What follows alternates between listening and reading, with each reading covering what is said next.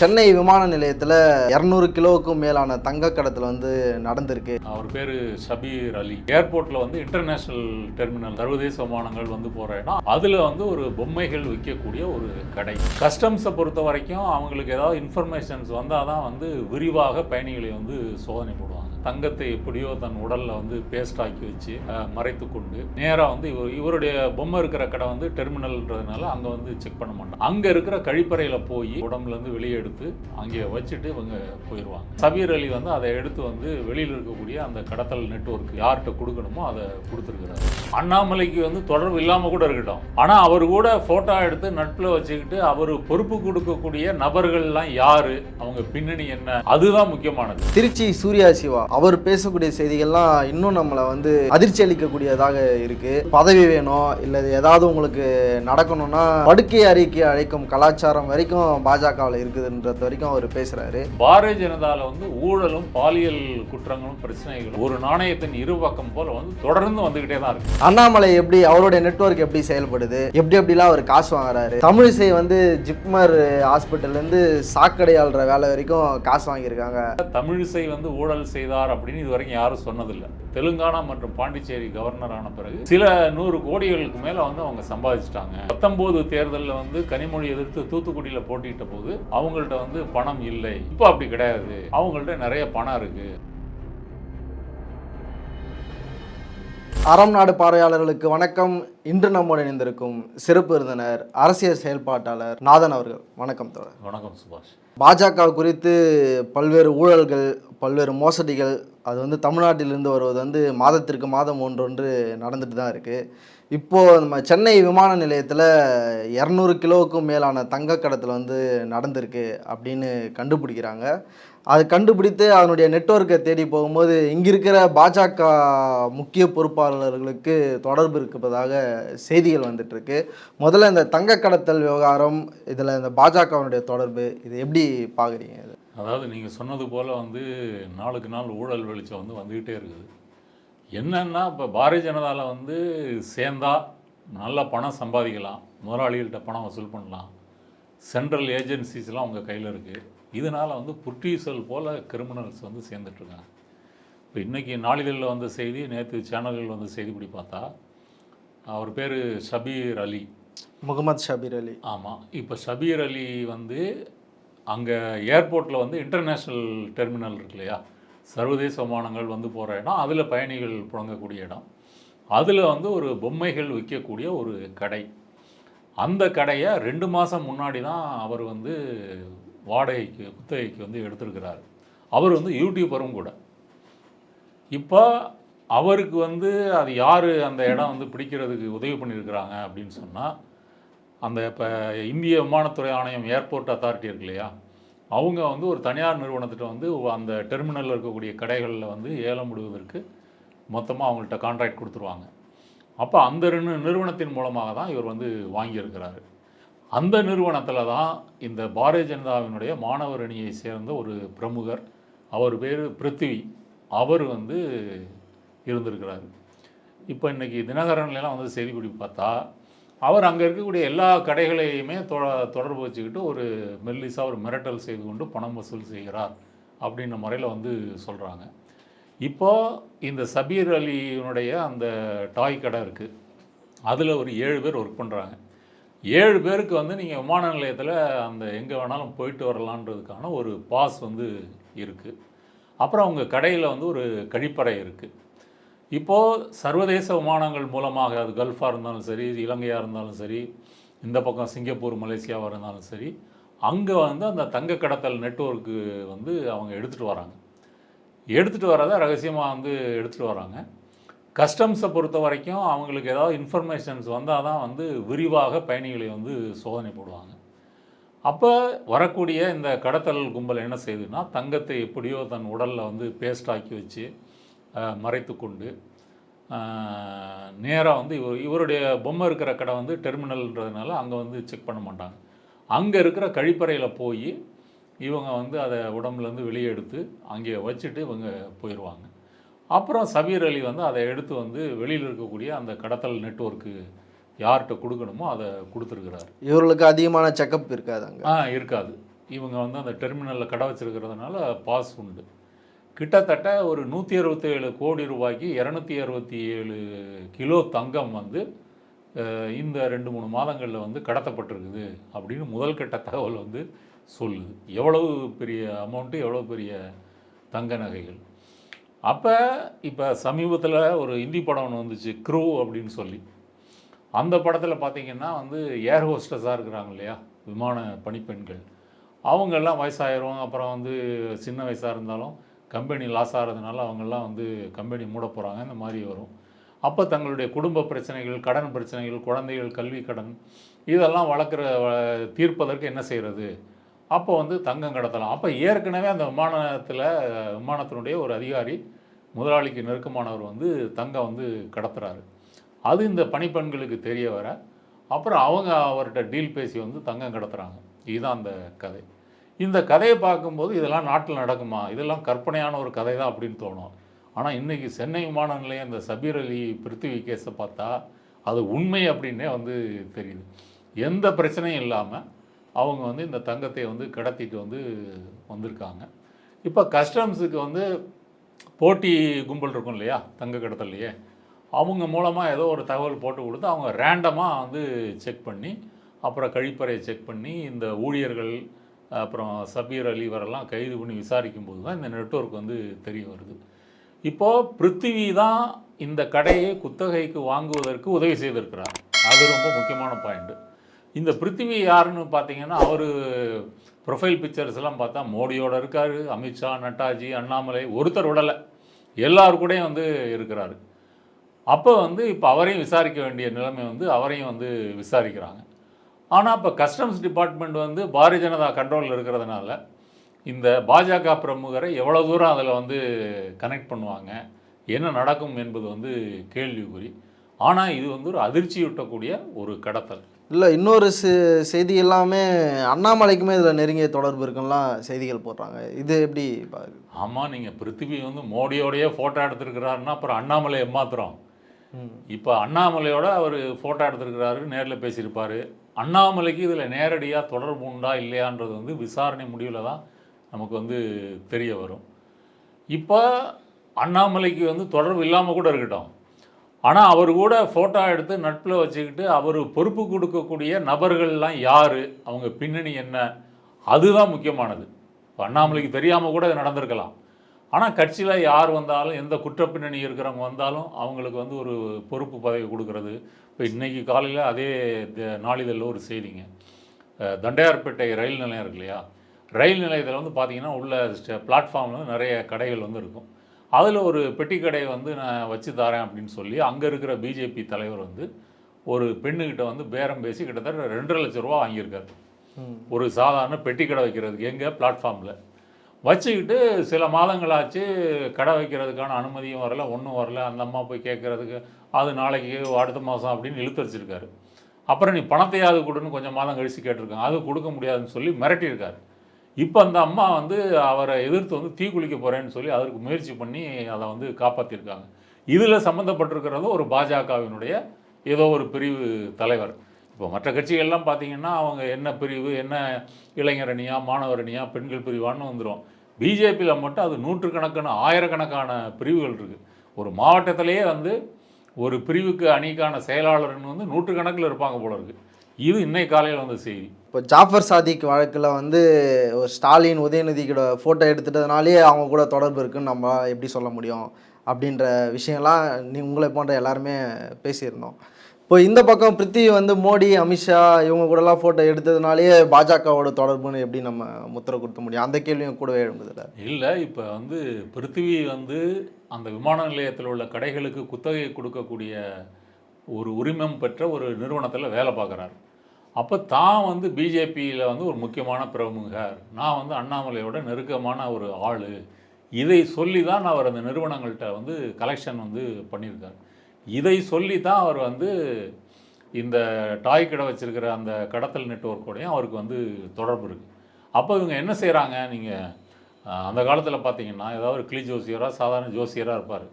அவர் office போய் பார்த்தீங்கன்னா பெரிய பெரிய சினிமா ஸ்டார்ஸோடலாம் படம் எடுத்து போட்டு வச்சு அவங்களுக்கெல்லாம் ஜோசியம் பார்த்தவர் நமக்கு நல்லா பார்ப்பாரே அப்படின்னு ஒரு அபிப்பிராயத்தை வந்து ஏற்படுத்துவார்.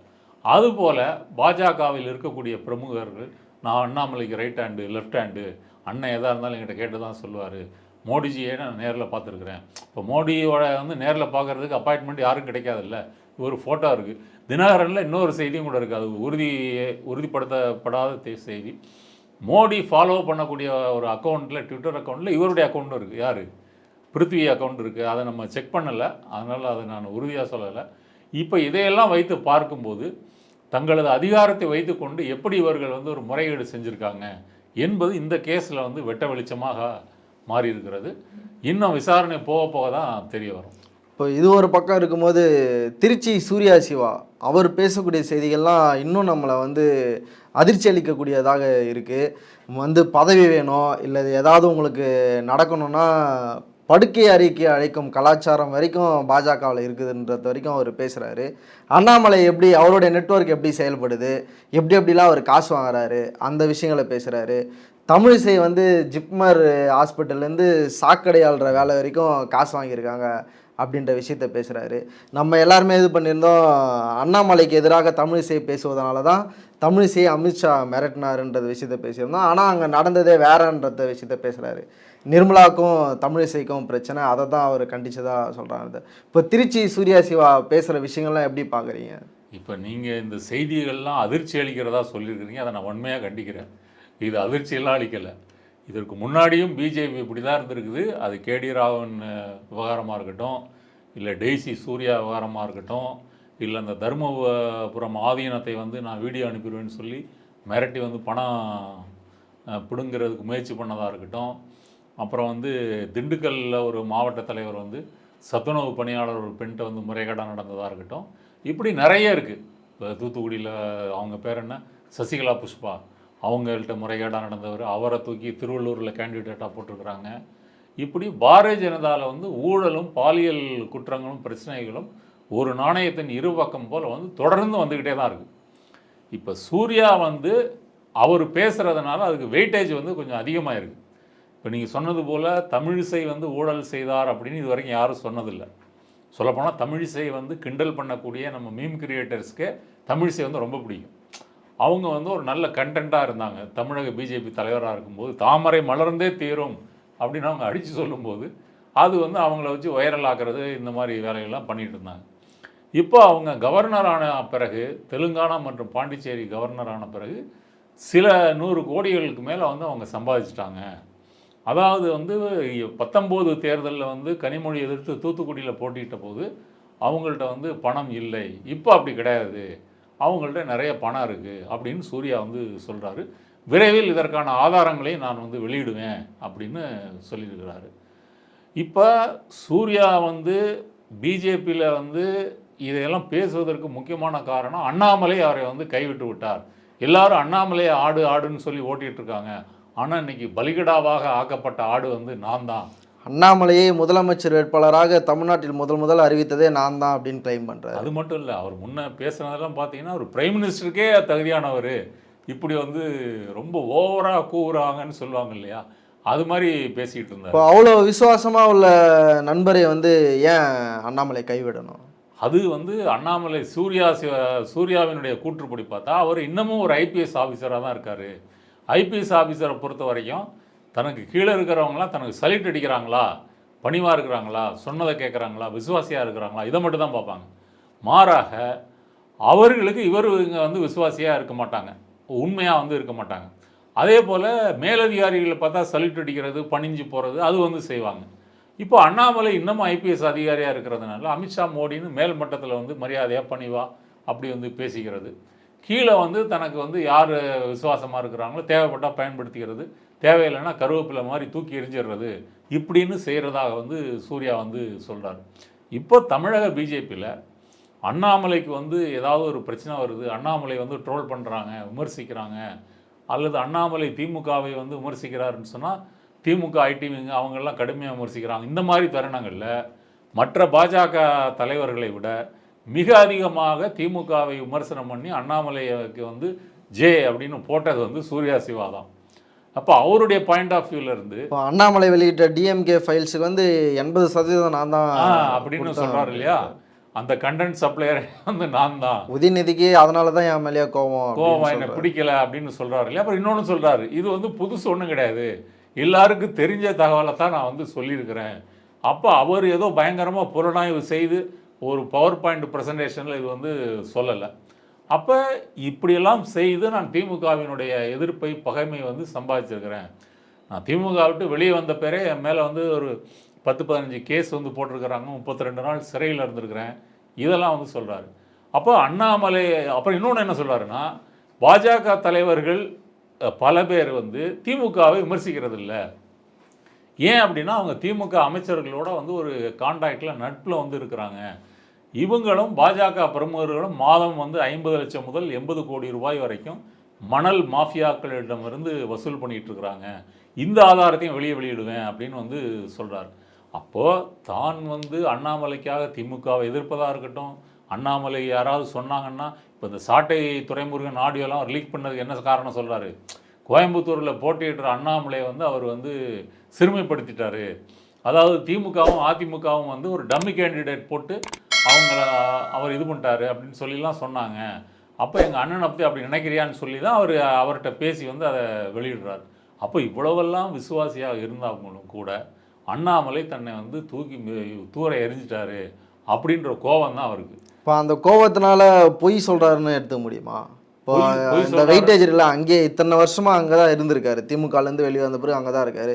கட்சியிலிருந்து வெளியேற்றப்பட்ட பிறகு இதெல்லாம் பேசுகிறது வந்து எந்த அளவுக்கு நம்ப முடியுன்ற ஒரு கேள்வி இருக்குல்ல. இப்போ நீங்கள் பேசுறது வந்து ஒரு பர்சனல் இதுவாக தான் இருக்கலாம். இப்போ சூர்யா சிவாவை வந்து அண்ணாமலை வந்து கைவிட்டுட்டாரு, அந்த காண்டில் பேசுகிறாரு அப்படின்ற கமெண்ட்ஸையும் பார்க்க முடியுது. அதுக்காக கேட்குறேன். அது வந்து இப்போ பிஜேபிக்காரங்களை பொறுத்த வரைக்கும் இவர் சூர்யா வந்து கடுமையாக எதிர்த்த போது அவரை கொண்டாடினார்கள். அப்படி கொண்டாடினாலும் முக்கியமான தலைவர்கள் இவங்க அந்த பல கோஷ்டிகள் இருக்கு இல்லையா, வானதி கோஷ்டி, பொன்னார் கோஷ்டி, அப்புறம் வந்து எச் ராஜா கோஷ்டி, ஏகப்பட்ட கோஷ்டிகள் இருக்குது. அதில் அண்ணாமலை ஒரு பெரிய கோஷ்டி. அப்போ இந்த கோஷ்டி பிரமுகர்கள் எல்லாம் வந்து சிவாவை வந்து ஒரு சந்தேக பார்வையோடு தான் வந்து அணுகியிருக்கிறாங்க.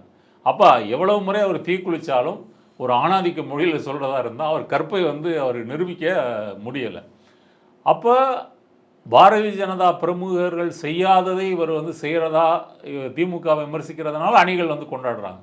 இன்றைக்கி அவர் பக்கத்திலேருந்து நெருக்கமாக பார்த்ததுனால பாஜக லீலைகளை வந்து ஒரு படம் மாதிரி கதை மாதிரி வந்து சொல்கிறார்.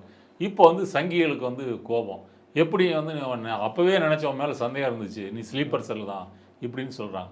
இப்போ இவர் கோபத்தில் இவர் சொல்கிறாரா என்று கேட்டால் இல்லை என்பதுதான் என்னுடைய கருத்து. ஏன்னா நீங்கள் அந்த டெய்ஸி விவகாரம் அந்த ஆடியோ பிரச்சனை வந்ததுக்கு பிறகே பார்த்தீங்கன்னா அவருடைய பல பேட்டிகளில் இப்போ அவர் பேசியிருக்கிற பிரச்சனைகளுடைய சாராம்சம் வந்து அப்போவே இருக்குது. அப்போ வந்து ஒரு சஸ்பெண்ட் பண்ணப்படுறாரு. அந்த பிரச்சனையின் போது வந்து அவங்க சேலத்தில் அவர் பேர் என்ன, கனக சபாபதியா, அவர் மத்தியில் தான் ஒரு சமரச முயற்சி வந்து நடந்தது. அப்போ சூர்யா சிவா வந்து அந்த டெய்ஸியினுடைய முழு ஆடியோவையும் போட்டு காமிக்கிறார். அந்த பெண்மணி வந்து எப்படி என்னுடைய குடும்பத்தை, அப்பா அம்மா மனைவி குழந்தையெல்லாம் எப்படி வண்டையாக பேசியிருக்காங்க, அதனால் நடவடிக்கை எடுத்தால் 2 பேர் மேலே எடுக்கணும் அப்படின்னு சொன்னோன்னா டெய்ஸி வந்து பின் வாங்கிட்டாங்க. இல்லை நான் வந்து கம்ப்ளைண்ட்டே வாபஸ் வாங்கிக்கிறேன். அப்புறம் வெளியே ப்ரெஸ் மீட்டில் வந்து நாங்கள்லாம் வந்து அக்கா தம்பி அப்படின்ற மாதிரி அவங்க சமாளித்தாங்க. அப்போ வந்து டெய்ஸி அதற்கு பிறகு வந்து வெளியே பேட்டி கொடுக்குறாங்க. பேட்டி கொடுத்து சிவா வந்து எப்படி தன்னை ஆபாசமாக பேசினார், ஒரு பெண் சென்டிமெண்ட்டை வைத்துக்கொண்டு அவங்க வந்து பேசுகிறாங்க. இதுக்கு சூர்யா கோவம் வந்து அவர் வந்து வெளியே வந்து பேசுகிறார். பல உண்மைகளை சொன்னார். என்னென்னா, அண்ணா இந்த பிரச்சனையை வந்து போட்டு கொடுத்து நடவடிக்கை எடுக்கணும்னு சொன்னதே அமர் பிரசாத் ரெட்டி தான்.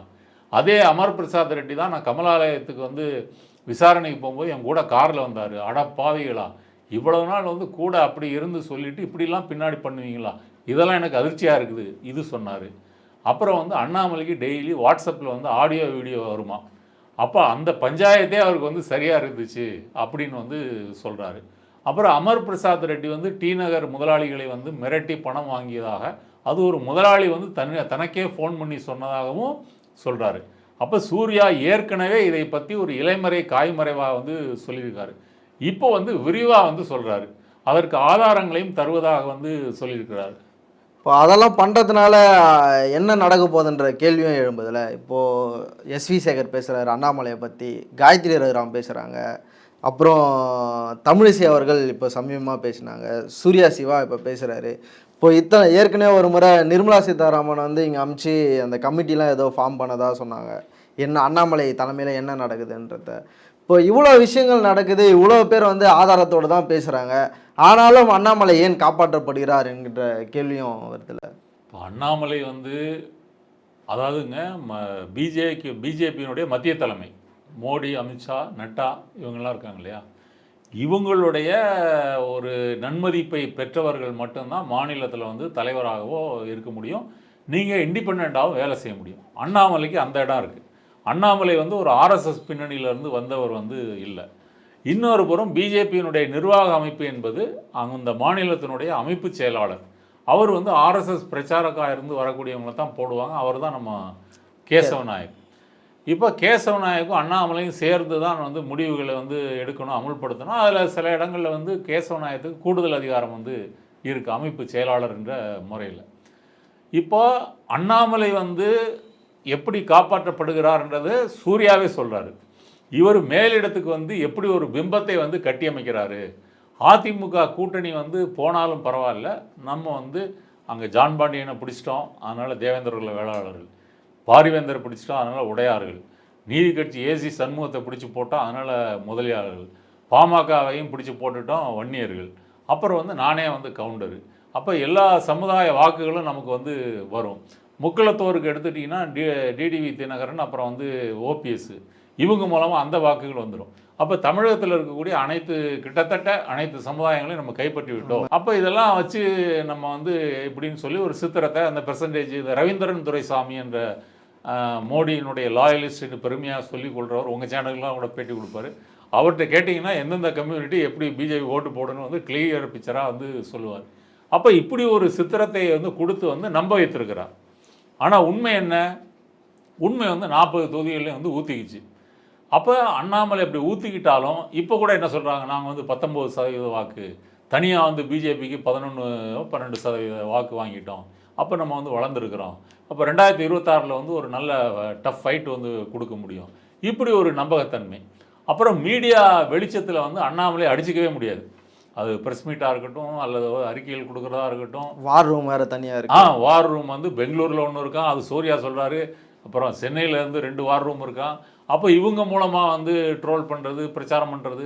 அப்போ தன்னை வந்து ஒரு செயற்கையான ஒரு தலைவராக வந்து அவர் கட்டியமைத்து கொண்டதுனால அவர் மேலிடம் அவர் மேலே நடவடிக்கை எடுக்கலை. அதே சமயம் தமிழிசை சவுந்தரராஜன் ஒரு மூத்த அரசியல்வாதி, தமிழ்நாடு பிஜேபி வந்து தலைவராக இருந்திருக்கிறாங்க. பல இடங்களில் தாமரை மலர்ந்தே தீரும் அப்படின்னு வந்து முழக்கம் போட்டிருக்காங்க. அதுவே வந்து ஒரு ட்ரோல் மெட்டீரியலாக வந்து மாறிச்சு. இப்போ அவங்க கவர்னர் பதவியை ராஜினாமா பண்ணிட்டு வந்து இங்கே போட்டியிடுறாங்க தென் சென்னையில். இப்போ அவங்களுக்கு என்ன கனவுன்னா, கவர்னர்ன்றது எப்படி பார்த்தாலும் ரப்பர் ஸ்டாம்பு தான். அப்போ நம்ம இங்கே தென் சென்னையில் ஜெயிச்சு எப்படியாவது ஜெயிச்சிட்டோம் அப்படின்னு சொன்னால் நமக்கு வந்து கேபினெட்டில் வந்து ஒரு மினிஸ்டர் போஸ்ட் வந்து கிடைக்கும். அப்போ இன்னும் ஒரு அதிகாரம் உள்ள நபராக வந்து மாற முடியும், அரசியல் இன்னும் வந்து வளர முடியும் அப்படின்ற கனவோட வந்து வராங்க. இந்த கனவும் ஊற்றிக்கிச்சு.